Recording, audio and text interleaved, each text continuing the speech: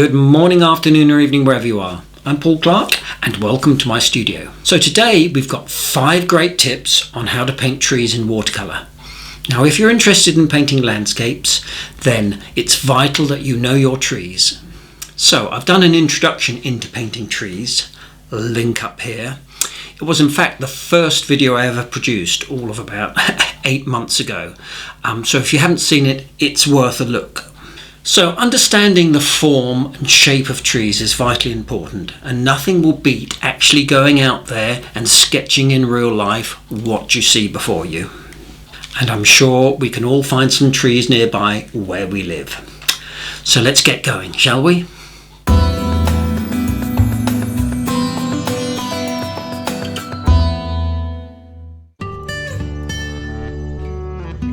So this first tree is more of an observation than a tip. When we are painting a tree in the distance, we have the tendency to paint the branches just coming out the left and the right from the main trunk. But a tree isn't two-dimensional, as this sample shows. Branches will come out the back as well as moving towards us, which is quite a tricky thing to paint. But I find by bending the limbs down and horizontally, it can give the illusion of limbs moving away or coming directly towards us. So now a tree which is much closer to us. I'm painting this with a yellow ochre burnt umber mix, very wet with a number 12 brush. Then with a number 6 and a rigger, painting in some smaller branches. And here I'm suggesting some branches coming towards us.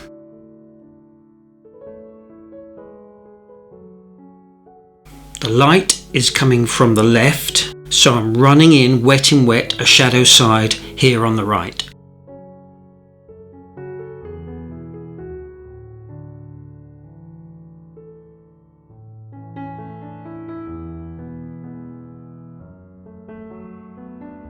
So here is just a quick technique for suggesting lots of little branches and twigs.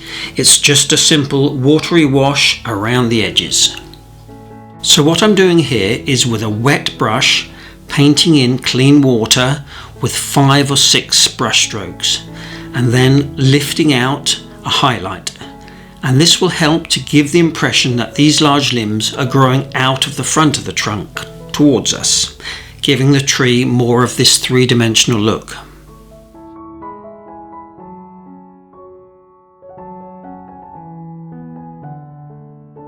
And now with a dark value, some shadows to accentuate the effect.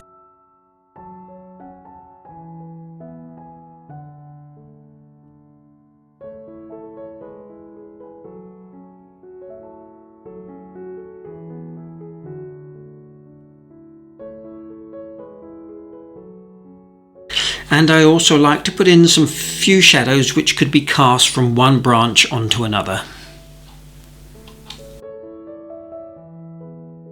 And here with the dry brush effect, more of that later, I'm painting in the suggestion of leaves and twigs.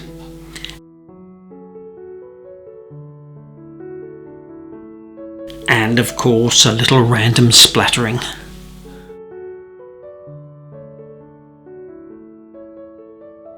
And I think we're done. So for this next demonstration, I've had several people ask me about how to paint palm trees. So here we are. So for palms, getting the brush stroke right is very important. Now I'm using a number 6 here, and I press down hard with a very wet wash, then lift the brush off the paper quickly to get this lovely sharp point. And it's definitely worth practicing this quite a few times on some cheap paper. So I was kindly sent this picture from a viewer with a request. It's titled A Garden in Nassau, and I think it's by some amateur artist. Let's have a look here. Winslow Homer. Yeah, the lad shows promise. So this is all about using the shadow of the back darker half of the palm to give the contrast and shape of the top lighter side. Now let me explain. So here is my version, and I haven't included the little girl just for ease, and of course I've left the tree out. So now with my number 6 brush, I'm painting in a golden yellow colour. Now I'm not going to give you all the colour mixes today, as it's more about technique, but what I hope you can see is that how important that thick to thin lifting off brushstroke is in painting the lighter green palms first. Remember, always painting light to dark.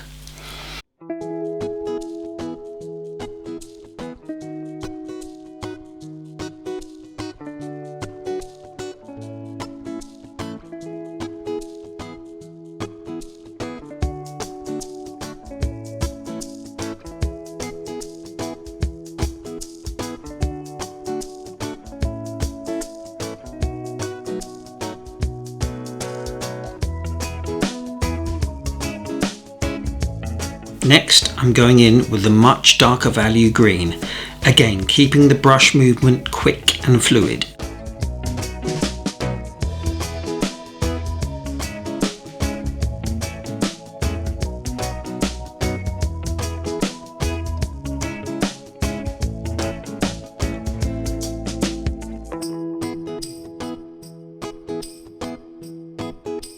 So now in this area here, I'm spraying in, but not saturating, some clean water to get a little bit of movement with the paint.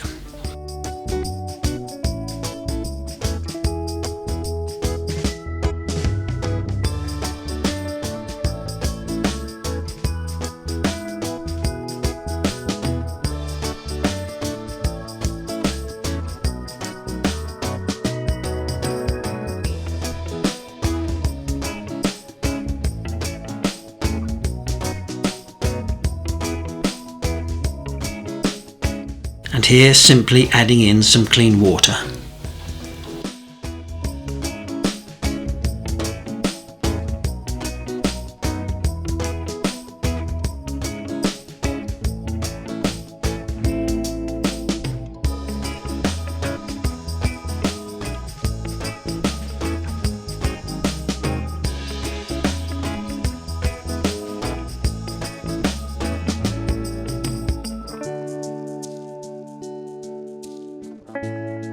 So now it's totally dry, it's time for the shadow under all the palms with this dark green.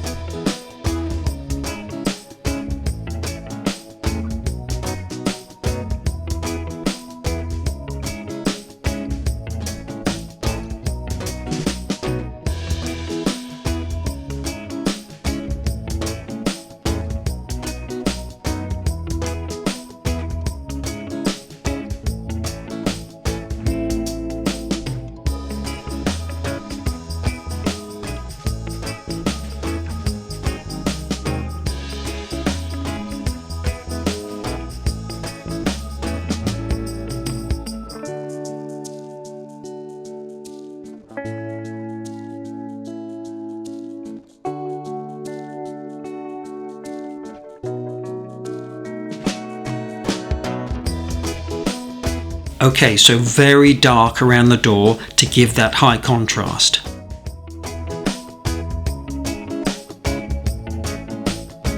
And again, using clean water to soften some of these edges.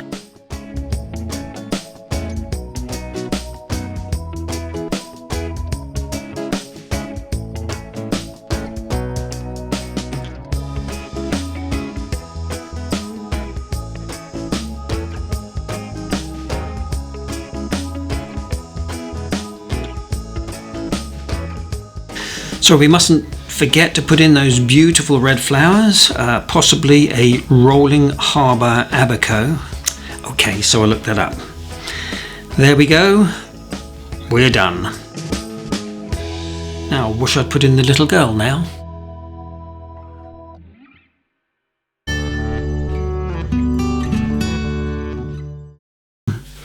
Okay, now from the tropics to Alaska.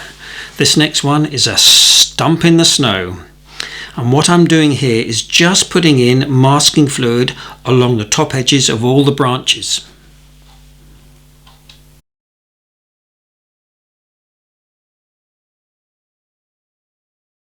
Let the masking fluid dry, then with a very wet 70 to 40 water to paint ratio, in with a mid-brown.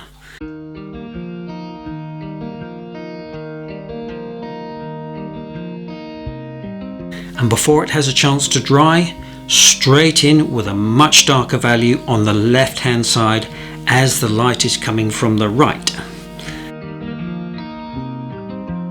Now with my rigger, on the underside of the masking fluid, add in this little bit of detail.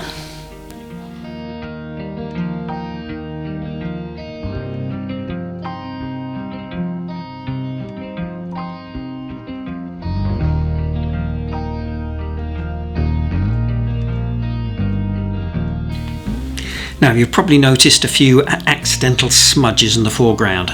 Now I'm going to pretend they were intentional and then turn them into something much later. Now totally dry my brush and lift out of the wet wash these little highlights.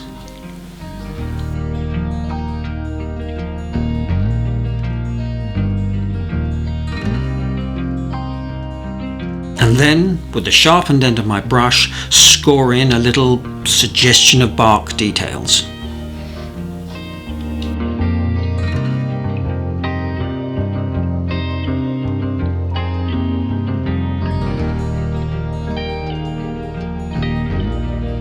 And now just a little few more dark shadows directly under the snow areas.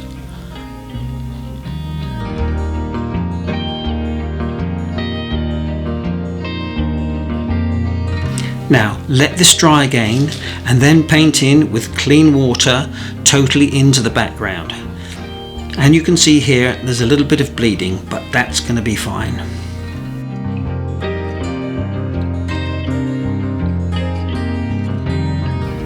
Then straight away drop in some wintry colours into the background. You can put in whatever colours you like, just make them nice and loose and interesting tree looking shapes.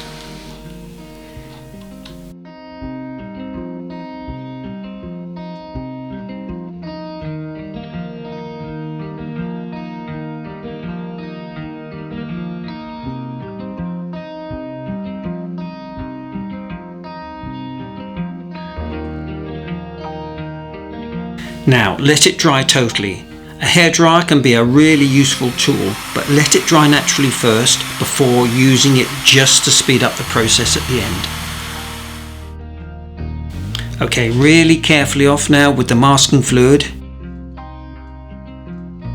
And now with a blue wash for some of the underside and shadows in the snow.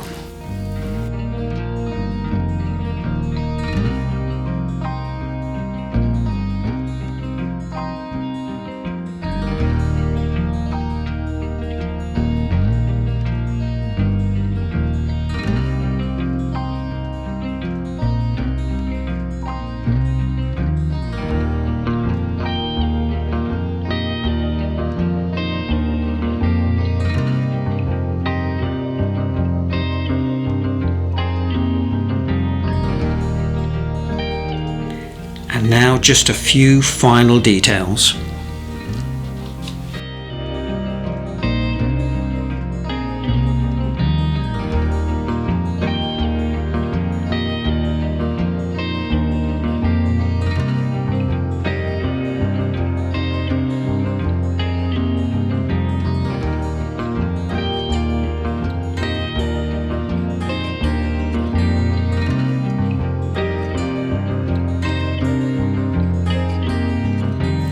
Now this stage is optional, but with some white opaque gouache, splatter in some snow.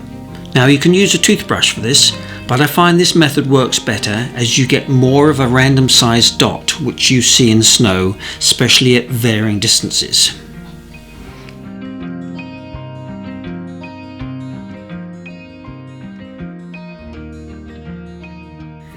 And we're done, and it even looks as if those smudges in the front were meant to be there.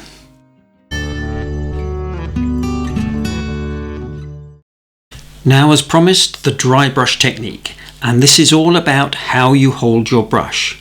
Finger and thumb with the number 12 brush under your hand. Now keep it flat to the paper and just kiss the top of the paper. Now you must have cold press or rough paper to get this effect. Now dropping in with a conventional stroke some wet paint into the left hand side. Now in with a very wet dark brown, and then with the sharpened end of your brush drag the colour up into the canopy above.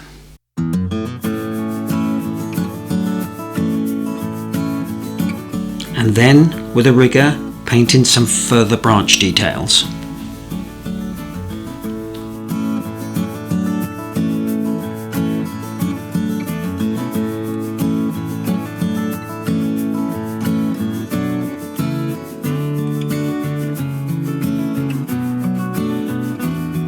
Now I'm going to be painting this elm in exactly the same way.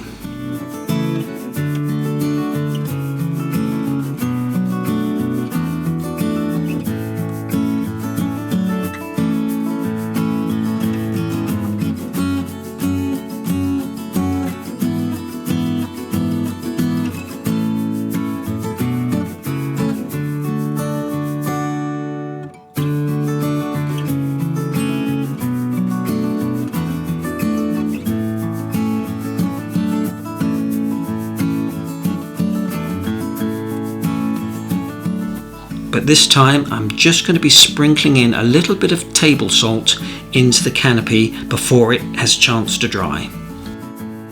When it's totally dry, you can see this beautiful textured effect that the salt has created. And you can just simply brush away any residue salt that's been left. Finish off now with just a few dark shadow details, and we're done.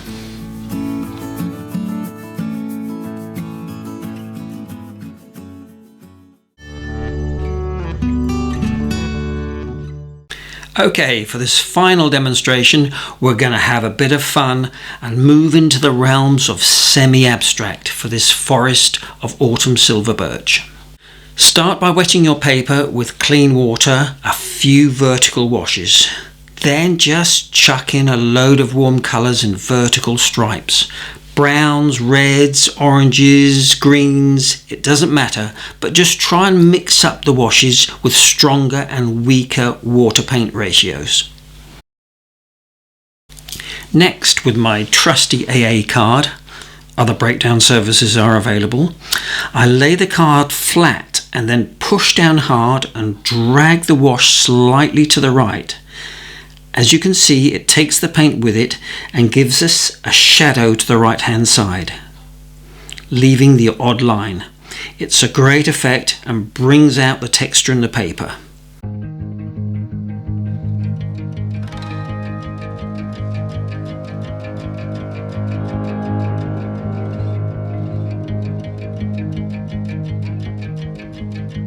And try and put in a few narrower ones in the gaps between the trees. And in some of the wetter areas you can see it reacts totally differently, giving you a much darker value. And I'm even dragging the paint up outside the area of the original wash. Next, with the corner of the card, drag out some branches. And again you can see a shadow appears on the underside.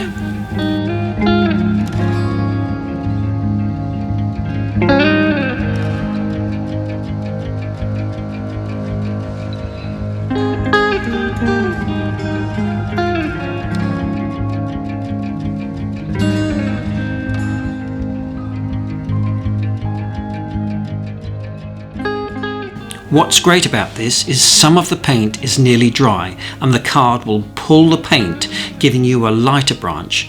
But in the wet areas, the card scores the paper and gives you this much darker tone.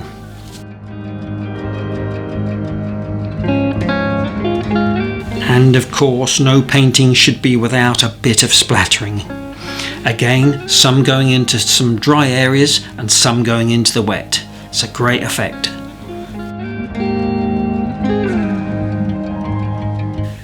Let it totally dry, and now with a damp tissue, smudge out a few soft blends.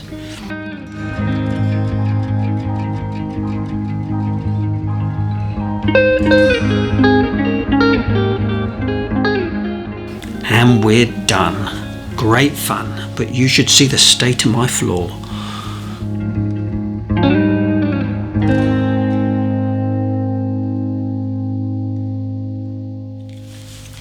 Well, I hope you enjoyed that and you learnt something from it.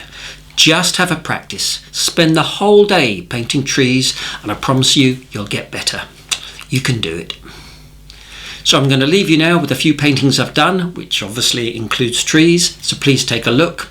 And please don't forget to do all the normals, like, subscribe, leave a comment, and I look forward to seeing you all again next week. So take care. Cheers.